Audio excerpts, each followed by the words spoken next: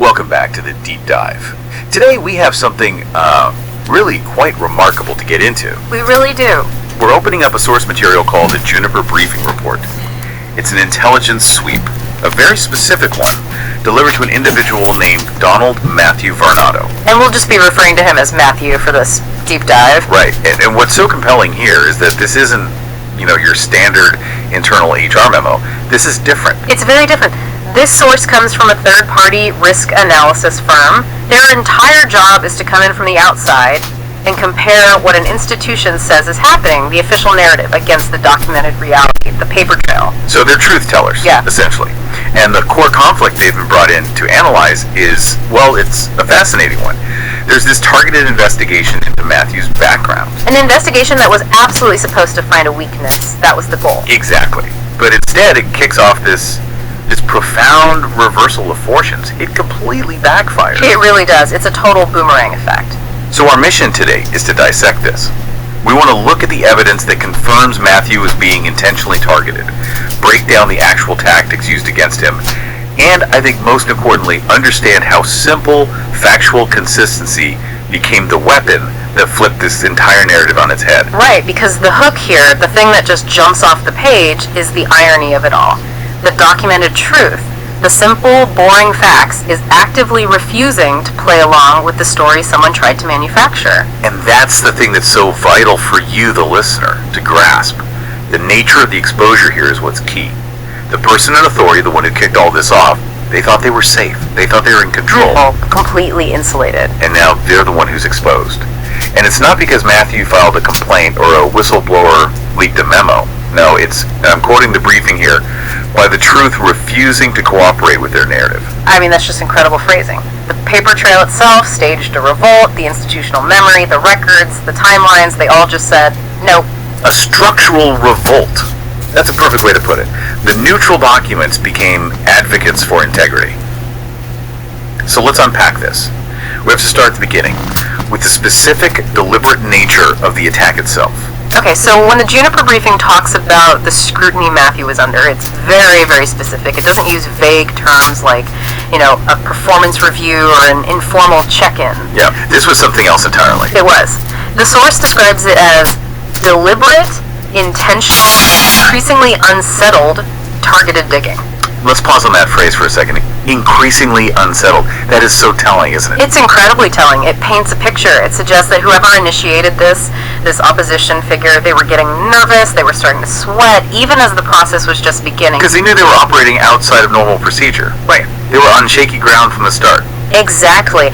And they hadn't found what they were looking for. They were digging and coming up empty, which only made them more desperate and, more unsettled. It was a fishing expedition, but one driven by, it seems, malice, not by any actual evidence. The outcome was already decided in their minds.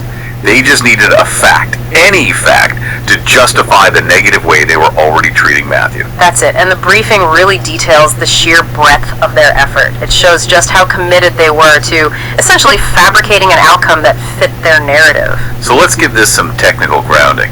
The source mentions specific tactics: document pulling, timeline checking, record combing, and question asking. In a high-stakes environment, like a corporation or a government agency, what does that actually look like? This is more than just skimming some HR files. There's way more. This is forensic. It's aggressive. It's designed to find material that can be twisted and weaponized. Okay, so break that down. Document pulling.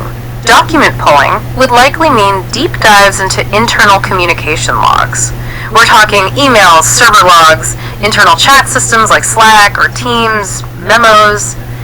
They're searching for any single unguarded statement, any turn of phrase, any deviation from policy, no matter how minor. Something they can blow out of proportion. Precisely. Then you have record combing. That's the quantitative side. That's looking at every single expense report, every travel request, every hour logged on a project, every vacation day taken. They're looking for patterns they can misinterpret. Like, he took a sick day right before a major deadline, even if it was legitimate. Exactly that kind of thing. But timeline checking is maybe the most insidious. Why is that? Because it suggests they were trying to prove Matthew was inconsistent or even deceptive about when things happened. They weren't just checking facts, they were trying to construct a narrative of irresponsibility or dishonesty by manipulating the sequence of events. Wow. Okay, so that level of detail, that really confirms the motive wasn't about clarity. It was purely destructive. They were hunting for ammunition, not truth. 100%. And this leads us right to their big failed expectation. Their original assumption was that they'd find chaos. They expected to find instability, maybe financial mismanagement, anything that would align with the negative story they'd already been telling people. They needed to validate their own gossip. Yes. And this is where the entire thing starts to fall apart for them. They were so confident in their manufactured narrative that they never considered the possibility that Matthew's record would be clean, that it would be consistent. They didn't plan for the truth. They didn't. And instead of finding the mess they expected, the briefing says they found a pattern of Matthew's survival that makes no sense to them. That is such a powerful statement. It's not just that he was good at his job. Right. It's that he has navigated difficult, maybe even dangerous professional situations with a level of skill that the opposition just said, they can't comprehend it. They can't. When they look back at his history through their own biased lens, they can't reconcile his successes with the failure they were so sure they'd find. It doesn't compute for them. So what were the specific qualities they couldn't grasp? What was it about him that broke their model? The briefing points to 3 key areas where Matthew excelled and the opposition just. They missed it completely. First, his decision-making process. They couldn't get their heads around it. What does that mean? They thought his choices were bad. Not just bad, but illogical from their point of view. They probably saw strategic caution and labeled it as hesitation. Or they saw independent judgment and called it insubordination. They couldn't understand the why behind his actions. Because his why wasn't based on their limited, maybe fear-based worldview. Exactly. The second thing was his foresight. The briefing literally asks the question, how you saw what you saw. This suggests Matthew made choices that might have seemed strange or even unpopular at the time. But were later proven to be absolutely correct. Yes, he was mitigating risks they didn't even see yet. He was anticipating institutional shifts before they happened. Can we make that more concrete? Give me an example of what that kind of foresight might look like in a file. Sure. Imagine there's a new company policy being rolled out. The boss loves it. Everyone's on board. But Matthew sees a potential compliance issue down the line, so he writes a quiet, professional memo outlining his concerns, time-stamped and filed. He's not being difficult, he's being diligent. And a year later, an audit happens, and that exact issue blows up. And his memo is sitting there in the file. It's not an I told you so. It's documented proof of his professional clarity and foresight. It directly contradicts any claim that he was reckless or lacked judgment. And the third thing, they couldn't comprehend. His clarity under pressure. The clarity he maintained in high-stress situations. The briefing says they were certain he'd collapse. They were waiting for it, counting on it, and he just didn't. So their entire framework for analyzing him was based on this flawed psychological profile they invented. They genuinely believed that if they applied enough pressure, he would crack and reveal the person they thought he was. Precisely. And that brings us to the central conflict that this whole investigation created. The fictional Matthew versus the real Matthew. Right. The authority figure, this boss, operating on their own ego and maybe their own insecurities, had successfully created and spread a false profile. They built a fictional Matthew, as the report says. Unstable, irresponsible, difficult, unworthy. This caricature, this fictional character, was a tool. It allowed them to justify their own hostile actions towards him. But I want to ask a critical question here, just to play devil's advocate for a second. For the listener, is it possible they weren't fabricating this out of whole cloth? Could they have had some data points, even if they were just cherry-picked and twisted? That's a crucial distinction to make, but the Juniper briefing suggests it was less about cherry-picking legitimate facts and more about outright fabrication, especially through manipulating timelines. Okay, so that's a very serious charge. It is. The source highlights specific narrative failures. It says, timelines connected to you that do not match what they said. That isn't a matter of opinion or interpretation. That is a provable, factual misalignment. This is where it gets really strategic. So if the opposition claimed Matthew missed a key project deadline in, say, the third quarter. Right, building that irresponsible narrative. But the actual project management logs, the digital record, shows he completed it ahead of schedule at the end of the second quarter. That's not a misinterpretation. That's a lie. It's an easily disprovable lie once someone actually bothers to look, and that's the problem for them. The structural integrity of their entire case it dissolves under basic scrutiny. And it gets worse for them. The briefing adds that previous decisions made about Matthew, maybe a poor performance review or being denied resources for a project, now don't hold under scrutiny. Exactly. And all those vague qualitative rumors, like him being difficult to work with or unworthy of a promotion, they fall apart the moment evidence is compared to them. Because those are subjective claims. Yeah. They relied on suggestive emotional language, but the investigation demanded objective, date-stamped proof. And their fictional narrative had zero structural integrity to withstand that kind of pressure. So the very act of them trying to find proof for their story is the thing that completely destroys their story. It's not just a boomerang, it's like they built a self-destruct mechanism into their own attack. It is. And the beauty of this Juniper report is that it tracks this whole process in real time. It shows how Matthew's consistency, or really his refusal to be manipulated, just accelerated the opposition's downfall. And that pivot is what we see in the next part. So as this investigation unfolds, the first thing that really stands out is the power of Matthew's strategic restraint, his non-reaction. Yes. The report spends a lot of time on the specific actions he refused to take and how that completely baffled his opponents. They were banking on an emotional response, weren't they? A predictable human reaction. They were counting on it. The strategy depended on the target panicking. The briefing notes he didn't break at checkpoints. We should probably define what those checkpoints were. Yeah, let's do that. These aren't just regular meetings. No. Think of these as high-stress moments deliberately engineered by the opposition. A trap. It could be a sudden hostile performance review meeting with no prep time. Or maybe a formal written demand for information with an impossibly short deadline, designed to force a hasty, sloppy, and emotional response. And Matthew just navigated these traps without making a single tactical error. Which was not what they expected. Their whole model of him was based on conventional human behavior under duress. They fully anticipated him becoming chaotic, reckless, emotional, cornerable. Their strategy absolutely relied on him making one mistake. Just one. Something they could seize on and say, see, we told you he was unstable. But his affirmative actions, what he did do, completely neutralized that entire strategy. The briefing is very clear on this. What were those actions? 3 things. He stayed centered, which means he maintained his emotional equilibrium. He didn't let them get under his skin. Second, he stayed perceptive. That's huge. What does that mean in this context? It means he wasn't just reacting to the surface level attack. He saw the strategic intent behind it. He understood the game they were playing. And because he understood it, he didn't fall into the traps. And the third action? He chose his movements with precision. Every email he sent, every document he submitted, every meeting he attended, every recorded action was defensible, professional, and strategically timed. Nothing was impulsive. I mean, that sounds completely exhausting. To maintain that perfect level of poise while you know you're under a targeted attack. Yeah. What was the psychological cost of that? Does the briefing get into that side of it at all? It focuses more on the operational result, but it implicitly confirms the incredible self-control it must have taken. And that steadiness, that consistent professionalism in the face of intense provocation is flagged as the exact factor that caused the opposition's confidence to start cracking. Because their primary weapon wasn't working. It was useless.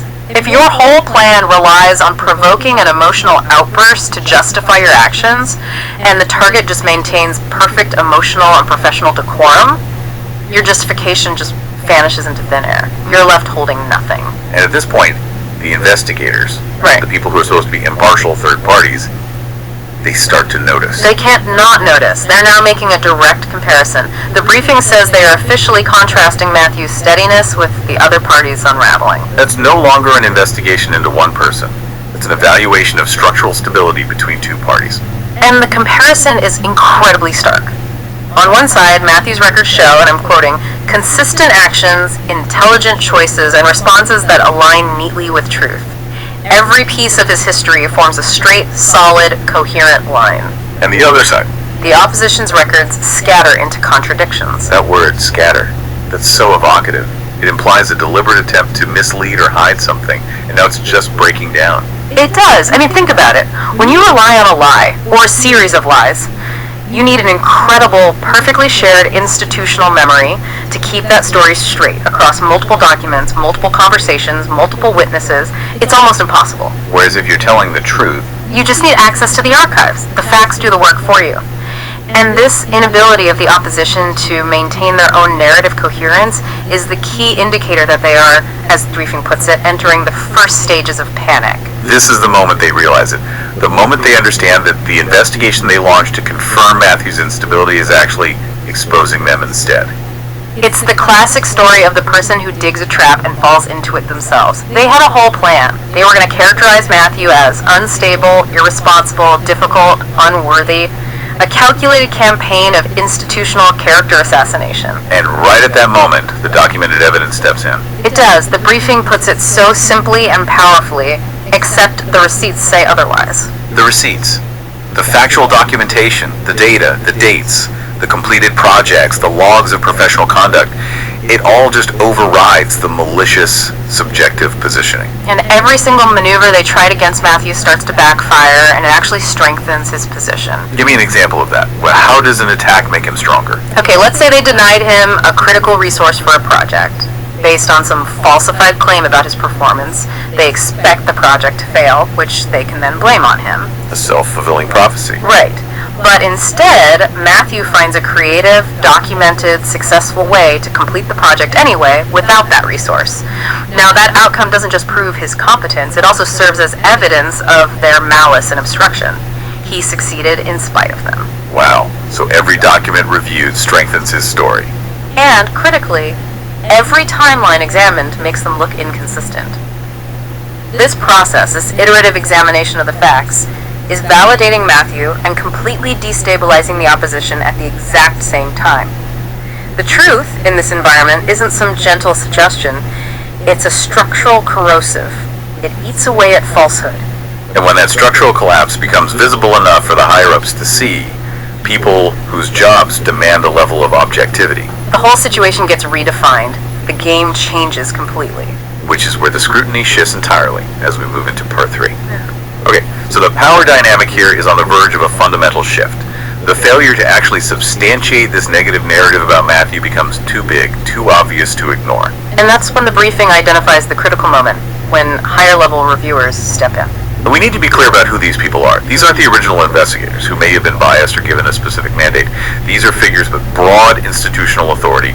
They look at the big picture. They're looking at the forest, not just the trees. And what these higher-level reviewers see is this undeniable gaping chasm between Matthew's actual results, his tangible work product, his documented behavior, and this flimsy, malicious file that's been built about him. They filter out all the noise and just see the signal. And the signal is clear. Matthew is effective. Matthew is steady. The narrative about him is false. And the result of that realization is a very rapid change in the institutional atmosphere. This is where the human element really comes in. The briefing notes that people begin whispering. And the direction of that whispering is crucial. It's not about you, about them. All of that negative attention, all of that suspicion, it lifts off of Matthew and settles squarely on the architects of this failed investigation. That is a critical pivot. What were they whispering about? They're now re-examining the past through a new lens. They're noticing the hostility in past decisions, the inconsistencies in evaluations, the subtle targeting, the fear-driven reactions. So all of these behaviors from the boss, which were probably rationalized away at the time as just, tough management, or that's just how they are. Or standard procedure. Right. All of those isolated incidents are now being aggregated. They're being connected. And they're being interpreted as what they actually are. Forensic evidence of a pattern of malicious intent. So every disproportionate criticism Matthew ever received, every time he was inexplicably left out of a key meeting, every questionable decision about his projects, suddenly it all forms a visible, damning pattern under the bright light of this failed investigation. The opposition's own past behavior becomes the subject of the present inquiry. They are now the ones under the microscope. And this creates an immediate and probably very public shift in institutional status for Matthew. A massive one. His name, as the briefing says, shifts from the center of suspicion to the center of vindication. And in a perfect mirror image, the names of the opposition are shifting toward accountability. The facts have essentially cleared him without him having to mount a defense. His record defended itself. And that leaves the opposition completely exposed. Right, which brings us to what the Juniper briefing calls the most decisive turn in this entire affair. Versus. The scrutiny has now moved beyond simply proving Matthew's innocence. It's now questioning the motive of the attack itself. The investigators, the real ones, are now asking the killer question. Why was Matthew targeted in the first place? And that question changes everything. It's the moment the boss must have realized they had failed completely. That question is described in the source as a doorway your boss never wanted anyone to open. Why is that specific question so dangerous for them? Because as long as the investigation was focused on Matthew's actions, what he did or didn't do, the boss was protected. They could hide behind the shield of institutional process. We're just doing our due diligence, you know? But when the focus shifts to why they did what they did to him, it's no longer a review. It's an investigation into the abuse of organizational power, likely motivated by a personal vendetta.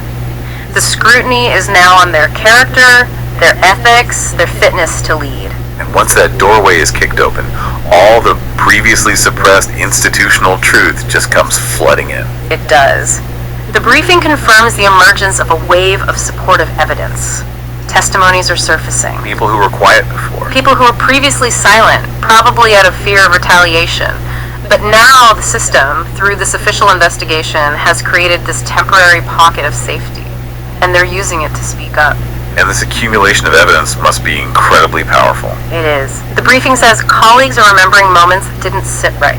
Things that seemed odd at the time, but they couldn't put their finger on. And those who stayed silent before are quietly acknowledging what they saw. So it's not just one person's word against another anymore. Not at all. And the key strategic finding here is that all of these separate, quiet recollections, which on their own might have been dismissed as just anecdotal, they all align. They all point to the same conclusion. They validate Matthew's version of events, and together they paint this unified, undeniable picture of targeted harassment. It proves the problem was systemic and intentional, not just some isolated misunderstanding or a personality clash. It elevates the conflict beyond professional disagreement into the realm of serious ethical misconduct driven by a personal agenda. And that collective memory, finally coalescing around Matthew's vindication, it sets the stage perfectly for the definitive finding of the Juniper briefing, which is of course the true, hidden motives for why he was targeted. And now we get to the absolute core of it, the psychological root of this entire conflict. And this is so vital for you, the listener, to really internalize, because it completely redefines the nature of the threat Matthew was facing. It does, because the factual conclusion of all this emerging evidence is absolute. The briefing states it plainly. Matthew was not the problem. So if he wasn't the problem, then what was he? And here's the aha moment that the entire briefing builds toward. He was the threat to their ego, not their workplace. Wow. Let's just sit with that for a moment. Not a threat to the business, not a threat to the mission. No, a threat to one person's ego. This insight shifts the entire analysis away from organizational risk management and squarely into the realm of personal ego defense. The authority figure wasn't protecting the company. They were protecting their own fragile sense of control. Okay, let's dedicate some serious time to this claim, because understanding why competence can trigger such hostility is the big strategic lesson here. It is. The briefing highlights 3 specific attributes in Matthew that frightened this authority figure. Let's take them one by one. First, Matthew's intelligence frightened them. How does someone's professional intelligence become a threat to the hierarchy? In a healthy hierarchy, it doesn't. It's an asset. But in a fragile, ego-driven hierarchy, intelligence isn't seen as a tool for collective progress. It's seen as a direct threat to authority. How so? Matthew's intelligence likely meant he was too fast, too strategic. He was probably capable of seeing flaws in the boss's strategies, or in their forecasts, or in their procedures, long before anyone else. So he can anticipate problems the boss missed. Or solve problems the boss couldn't. And every time that happens, it makes the authority figure look redundant, or worse, inadequate in their core function. That kind of vulnerability for an insecure leader breeds an intense personal fear. It's the fear that someone on your team might actually be objectively better at the job than you are, and that eventually everyone else is going to realize it. That's the heart of it. Okay, the second trigger. Matthew's resilience irritated them. Let's talk about the specific choice of that word, imitated. Yeah, that's interesting. It's not angered or threatened, it's irritated. Why? I think irritation stems from the failure of their coercive tactics. They kept applying institutional pressure stress, impossible deadlines, budget cuts, unfair criticism, maybe even setting him up with projects designed to fail. And they expected him to what? Crumble? Quit? Exactly. They expected him to crumble or submit or just break down, and when he adapted, survived, and continued to perform at a high level despite all the obstacles they put in his way, It was a personal affront to them. It was deeply, deeply irritating. Because his refusal to break was a validation of his own strength, and it completely nullified their power over him. Resilience in this context becomes the ultimate form of non-compliance. He refused to play the victim they needed him to be. Okay, and the third factor. Matthew's independence disrupted their need for control. This suggests the boss didn't just want competence. They demanded absolute deference. That's it exactly. They didn't want a capable, self-directed professional who could think for himself. They wanted a subservient tool, a pawn whose movements they could dictate and whose achievements they could take credit for. And Matthew's ability to generate successful outcomes without their explicit approval, or his competence in navigating the organization without running to the boss for every little answer. That was seen as profound defiance, because independence equals unpredictability. And for an insecure, controlling authority figure, unpredictability is the enemy. So you take these three traits, intelligence, resilience, and independence, and you put them together in one person. And what you get is someone who is fundamentally anti-manipulable. Correct. Which explains why the subsequent attempts to confine him were so desperate they needed to force him back into a box they could control. And Matthew's response to all of this was, from a strategic standpoint, perfect. Because he did the exact opposite of what the opposition needed him to do to maintain their narrative. The briefing is explicit here. He didn't crumble, beg, lose himself, or return apologizing. Any one of those actions would have been a victory for the opposition. It would have validated their power and confirmed their fictional version of him. But instead, he executed this quiet but incredibly powerful form of resistance.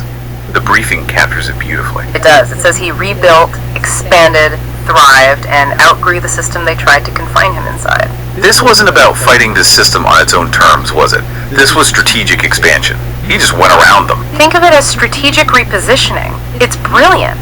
If they limited his budget on one project, he found new, documented efficiencies to make it work anyway. He rebuilt. If they isolated him from key initiatives, he developed new expertise in a parallel growing domain.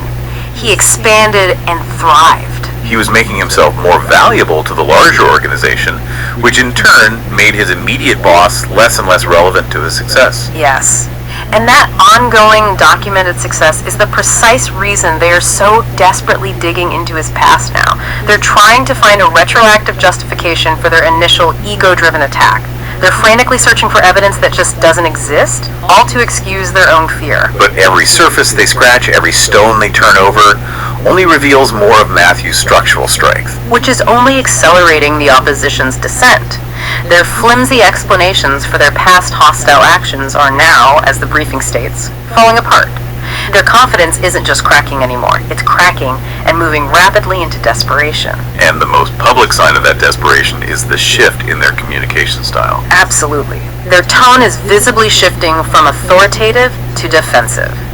An authoritative tone is backed by institutional power and, presumably, facts. A defensive tone relies on excuses, whataboutism, and weak arguments.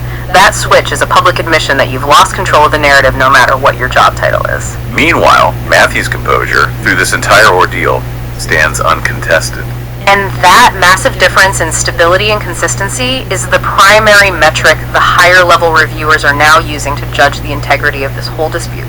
One side is flailing, the other is rock solid. It's not a hard choice. So as all this evidence consolidates, the Juniper briefing presents this undeniable retrospective view of the entire conflict. They are actively going back, rereading older documents, comparing past decisions, even analyzing unnoticed digital footprints. What do you think that means, unnoticed digital footprints? It could be anything. Metadata on documents showing who edited what and when, timestamps on emails, access logs for certain files. They're looking for the data behind the data. And in doing so, they've identified what they call an unmistakable pattern. And that pattern becomes the final damning conclusion against the opposition. It does. It's a 4-point summary of misconduct driven by professional envy. And it's brutal in its simplicity. They were threatened by you, they targeted you, they mishandled you, they underestimated you. That's not a performance review. That's an indictment. It's an official institutional assessment, concluding that their actions were driven by personal malice, not professional necessity. And it comes with a consequence. The briefing adds, and now they're being held accountable for it. The highest level reviewers, the people the briefing calls the real authority, are the ones confirming this new reality. And how do they see Matthew now? They see his story as steady, grounded, aligned. They now recognize that his mere documented presence, his consistent record, it invalidates their accusations, without him having to utter a single word in his own defense. His work speaks for itself. So the very qualities that made them afraid of him in the first place, his competence, his perception, are now the very qualities that guarantee his professional safety and his advancement. Yes. The briefing confirms he was feared, not because you were dangerous, because you were capable, because you were perceptive, because you were not manipulable. He carried an operational presence they couldn't control, and their clumsy, failed attempt to suppress it is what ended up destroying their own careers. Which brings us to this stunning concept from the source material: the weaponization of integrity. It's a fantastic phrase. The opposition's greatest miscalculation was that they believed integrity was a weakness. They thought his by-the-book approach was a vulnerability. Instead, they inadvertently provided him with the perfect, high-stakes stage for his consistency to shine. Let's unpack that term. What does the weaponization of integrity actually look like? How did that mechanism work? Was it a passive defense, or was Matthew actively leveraging his own clean record? I think it's both. His integrity was passive in that he didn't need to lie or scheme, he just did his job well.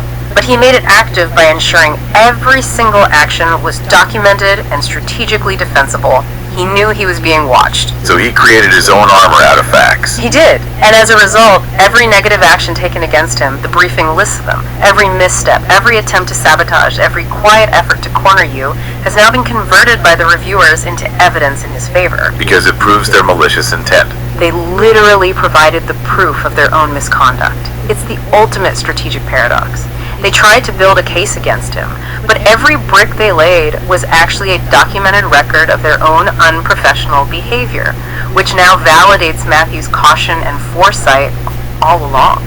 The briefing describes his resulting rise not as some messy, chaotic battle, but as precise, surgical, undeniable. Because it's not based on opinion anymore, it's the institutional elevation of verified truth. The reviewers are having this moment of clarity where they realize the person they were told to scrutinize was actually the one they should have been mentoring as a high potential leader from the beginning. And this forms the final, powerful reversal that the Juniper briefing notes. It's the checkmate move. The investigation they launched against Matthew is turning into your elevation. Their desperate attempts to control his career are literally causing them to lose control of their own. Their fear of his potential, of his intelligence, of his capability is, quote, the very thing exposing their limits. And those limits are defined by their own ego and their lack of genuine competence. And the final analysis here underscores the permanent consequence of this shift. It's about trust. Trust is decisively shifting toward Matthew, the professional who stays centered and factual, and the intelligence brief makes a crucial point. Once trust shifts, it rarely returns to the person who lost it. That deficit of integrity is now permanent for the opposition. They can't earn it back. They can't.